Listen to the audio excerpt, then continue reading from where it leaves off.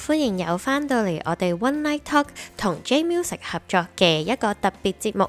我哋今日呢會訪問到其中一位喺 Jade Music 有份會表演嘅 artist 啦。咁今日有我 Novelle 同埋有 Boey， 我哋會訪問嘅人係 C。So I was just introducing ourselves to our audience, and because we are mainly Cantonese channel, so that's why I was just introducing you a little bit. But of course, right now I think we would love to have our audience to get to know you more. So could you just introduce yourself to our audience? Sure.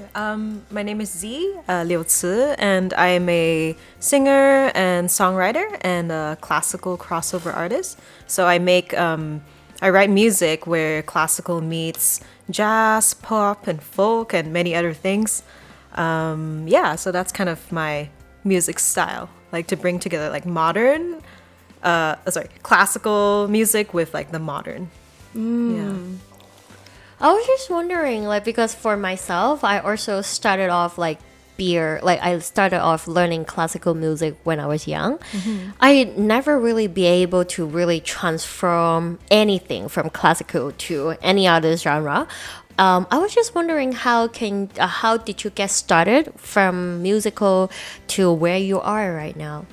So yeah, that's interesting. So I grew up in Penang, Malaysia, and you know, Malaysia is a very multicultural country. So I grew up speaking like Mandarin and Hokkien, Malay, and English. And in terms of like the music you listen to, there's everything, right? There's Chinese pop music, there's like Indian music, Malay music, there's then classical music that I had CDs of. And yeah, so I just felt like even though I grew up, like I learned piano when I was really young, and then I learned cello at like age 14, you just kind of have all these influences even surrounding your classical music. So yes, I went through like those exams where you do all the classical exams, you learn how to read all the notes on the page and everything, and you learn to just play what's on the page. But I think there's always a part of me that has always loved to improvise and write music. So even as a kid, I would like play on the piano. I would be making up my own melodies, and then probably from all those things I was hearing around me as well, I would like, let's say I like a anime soundtrack or I like certain things, and I incorporate those styles into what I was playing with on the piano. But yeah, primarily I'm a singer though. So when I came to Canada, when I was 18, I actually came to study creative writing because I wanted to be a writer. I wanted to be a fantasy writer. I really like all this fiction stuff. But then I kind of fell into music when I saw this production by the Vancouver Opera. So I'd always been curious about opera, right? Because growing up, I listened to a lot of classical stuff, and I was curious about classical music and opera. And then the Vancouver Opera, they were doing Evita and Madame Butterfly. Wow. And when you see it on stage and the singing is so beautiful, like they are unmiked, and then you have like the beautiful props, the staging, and the music, and it really inspired me, and it made me think, wow, this is I didn't know that this was something you could do. And I looked up one of the performers, and it turned out she was studying opera at UBC. So I was like, wow, this is something you can study, and that's kind of what got me started. I was like, okay, I want to try this, and I started voice lessons. I started my classical voice journey when I was like 20, and I've been doing it since. You just fell into it, and I just kept doing it. But Wow. So sorry, your creative writing and also music, classic music, kind of combined together, and you do some creation as well. Exactly. Cool. I think it's like really amazing when I look up to your Instagram. I see you doing all the practices like with your hands moving, and then like your notes, like the vocal like get through it with your like when you're doing all the motions, and I just like that's really lovely. Oh, thank you. I was just wondering because like for yourself, like you come from like what you mentioned earlier, you come from a mixed culture country. How do you actually, did you ever like try to put different kind of elements into your own pieces too? Yeah, definitely. So I think musical identity is something I think about a lot, right? Because my main genre being in opera and classical music, it is a traditionally white and European kind of music, and I'm an Asian woman, right? So even though I love that music, I find that sometimes a lot of it doesn't really represent me or my voice, because it was an Asian women writing this music. Right. So when I create my songs, I bring these elements from classical music and opera, but also incorporate the things that I grew up with. Like I feel like Asian pop progressions, like there's a certain sound to it, or even if you want to get nerdy with music theory, things like chords, like intervals, like fourths and fifths. I think you hear like pentatonic scales in Asian music. I like to put that into my music. And I really love, as I mentioned, I don't know if I mentioned this, but I love Studio Ghibli. I saw it on your profile. Yeah, I love Studio Ghibli music, and that's Joe Hisaishi, a Japanese composer, but he wrote for a lot of Asian media. And when you listen to his scores, right, they sound like romantic classical orchestra pieces, but then there's like an Asian spice to it. There's an Asian like flavor to it, and that really inspired me. I was like, oh yeah, you can totally mix the two. They always bring out a different picture when you listen to it. And even someone like Jade Chow, he also had a classical background, and he brought that, right? He mixes like the classical Chinese stuff with like R&B beats, and I think all that is really cool. So that's what I strive to do in my music. You write a lot of songs with your piano. I do, because that was my first instrument when I was 4. How many instruments can you play? I can play piano and cello. I mean, not that good, but like amateur. I'd say piano is my best like instrument. Wait, voice is my best instrument, and then it's piano, and then cello, and I kind of play around with like guitar. I'm trying to learn guitar right now. I'm in the process of learning that because it's so portable. I like to be able to carry it around and play. Do you usually record your own songs with your own equipment? Because I heard of some of your songs on Spotify. I heard there are some layers in there, a little harmonized. And maybe the background has some kind of opera sounding background track, right? So I'm like, whoa, that's cool. Do you do it all yourself, or do you collaborate with others? So when I first started out, I did everything by myself because I didn't know anyone. And I actually started out when I first came to Canada, I was alone in my dorm bedroom, and I just recorded with very minimal gear in my bed. It was just my MacBook. That was it. It was so bad because I recorded it off the MacBook. Look, I would play the backtrack on the MacBook, and it was also recording me. So think how terrible that is. But that was how I started, right? I just did it, and I did it, and then slowly I posted it on YouTube, and people would say, "Oh, get yourself a better mic." They was like, "You have a nice voice, but get yourself a better mic."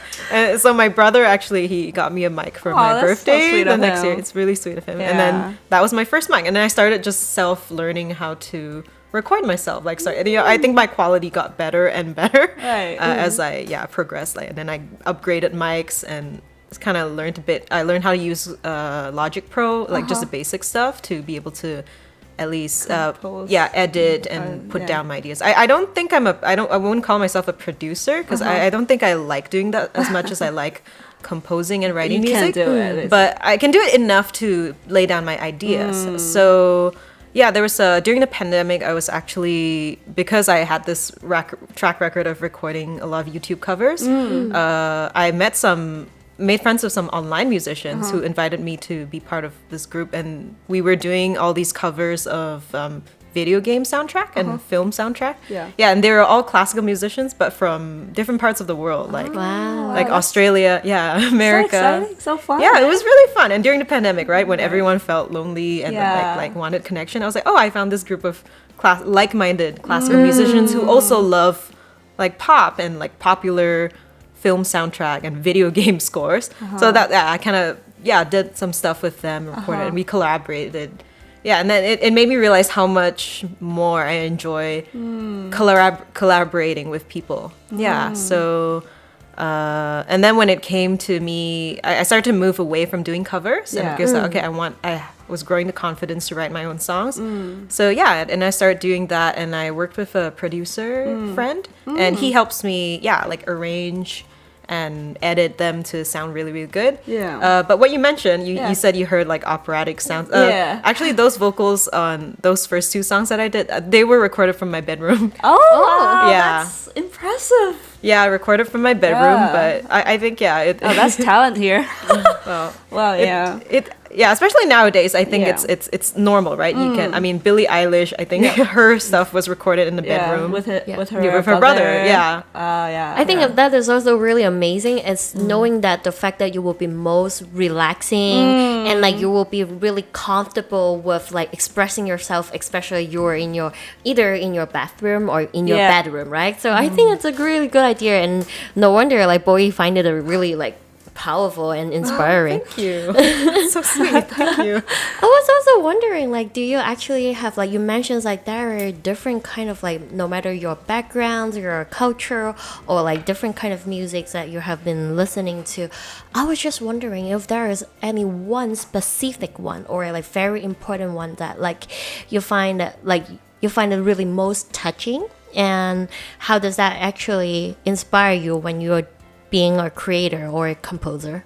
Oh, like a one culture that was or like one of the songs or one of the piece that like you think that like it's really important to you, or how makes you feel inspired you the most. I think that's a tough question for me, because I feel like I'm such a musical omnivore. Like I really love listening to a lot of things, and like with different periods of your life you're really inspired by different things. I think for me, some of the pivotal moments were Studio Ghibli for sure. I really loved that soundtrack so much. I would listen to it on repeat. I loved the movies associated with them. And I think that connection, I think Studio Ghibli, I'd say, is a very key, because as I mentioned, I also love like writing stories. So that combination of being able to tell a narrative and also combining it with music, that was a huge influence on me.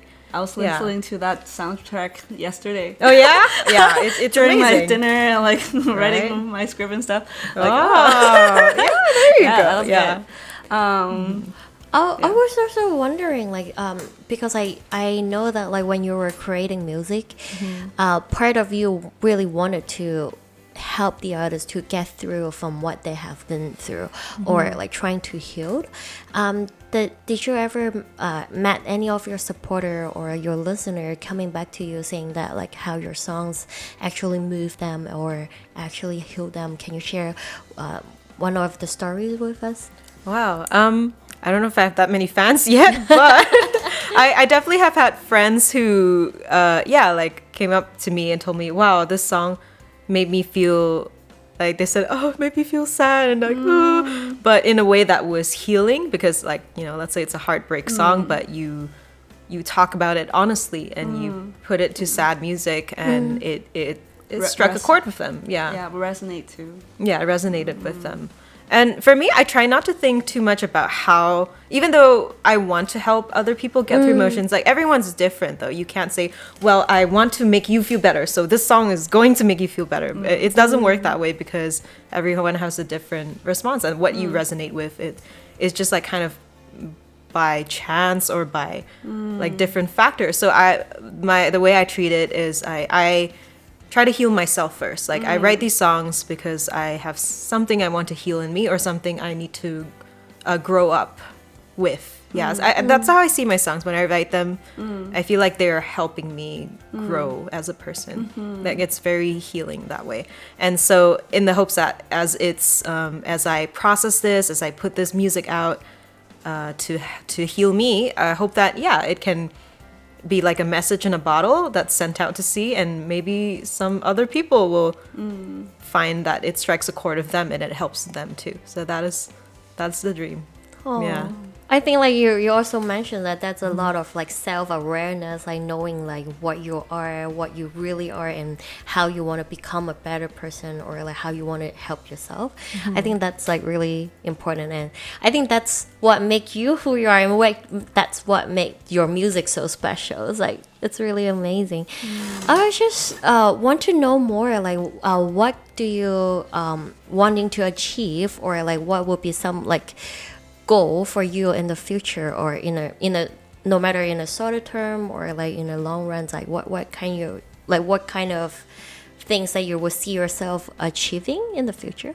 So right now this year I'm working on an EP, so my first EP of 5 songs, and it's I'd like to put that out and really work hard on promoting it, and my dream is to be able to be my own artist and like play with bands and orchestras, hopefully. So I don't know if you know this really popular Gen Z artist, Novelle.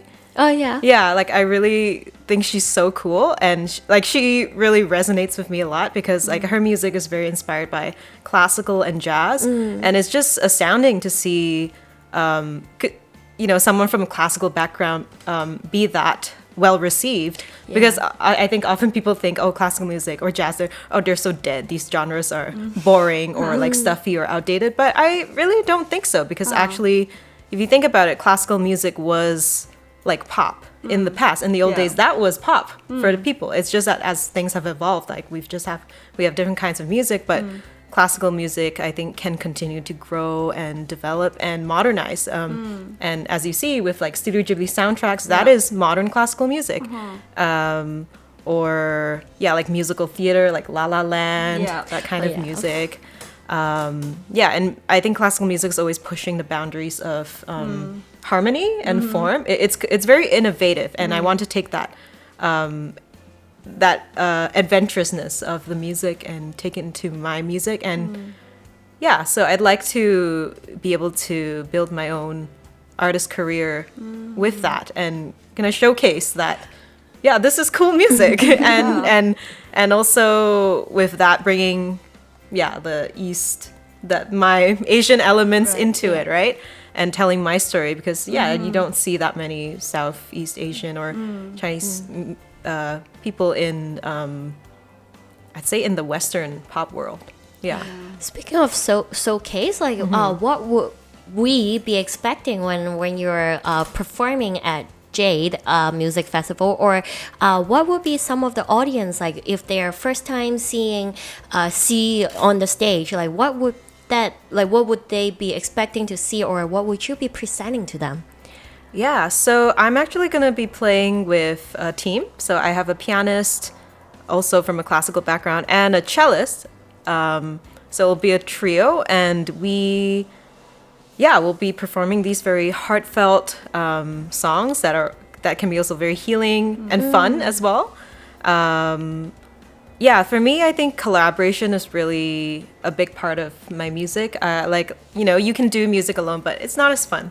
And like my dream is to play with band and tour and do all that stuff with people, and to give other classical musicians like a chance to do music in like more modern context. So at my show we will be playing some of my songs, as well as 2 Chinese songs. One of which is actually it's a local producer in Vancouver wrote it, and it's like a classical Chinese kind of like love story with like kind of like the like those like 古装 those like that feeling, and with a bit of like modern beats. And I'll also I'm practicing this, but plucking cello while singing a song. That would be great. Yes.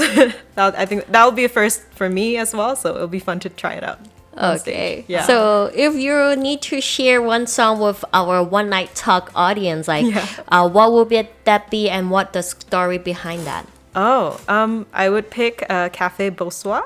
That's one of the songs that I released in February this year, and the story behind it.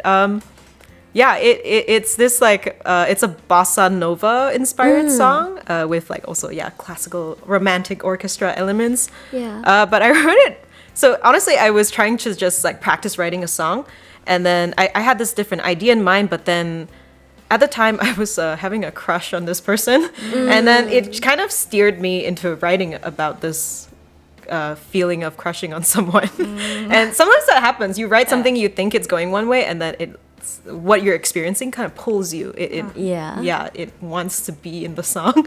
So yeah, that song is about wanting to ask someone out even though you are shy or you don't know what they think. So it's very much about, okay, I'm this girl in this bedroom, but I have these feelings. Well, what do I do with them? Like, I should be brave and go ask the person out, right? And so it's like a dream role in which she's thinking about this and feeling anxious, but being conscious of this and thinking, okay, well, I should try this, right?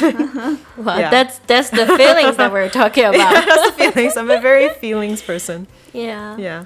I love that. Yeah. I think you will be sharing with our audience, like, so we will be attaching that in our interview too. Okay. Yeah. So, is there any, like, in looking forward to 2025, like, is there any directions that you would like to take, or what else that you will be hoping to, like, accomplish in the coming year? Yeah. I would definitely like to play more live shows with people, with my musician friends. I want to be promoting my EP a lot since I work so hard on it. I want to try and build a fan base and build a musical community and find an audience who would really enjoy it, because I think it's out there. And we'll be working hard, posting on social media and putting my music out there. I also feel like your music also some of them are pretty relaxing too. Oh yeah, you could play in the cafe. Yeah, exactly. Maybe you can email some cafes like, here, you should put me on your playlist. You love it. Exactly. Thank you so much for your time. Yeah, thank you. And thank you for sharing a lot with us. And I am looking forward to your performance on in Jade Music Festival. Thank you. And so I will be looking out for you and on stage and shining over there. Oh, thank you so much. It's my first music festival, so I'm super, super stoked. Yeah, really want to see that musical and modern music that comes together. Yeah. Really cool to see it. Like. Yeah, and a cello. Yeah, cello. Yeah. Mm-hmm. Thank you so much. Thank you for your time, and we will see you in November. All right, see you in November.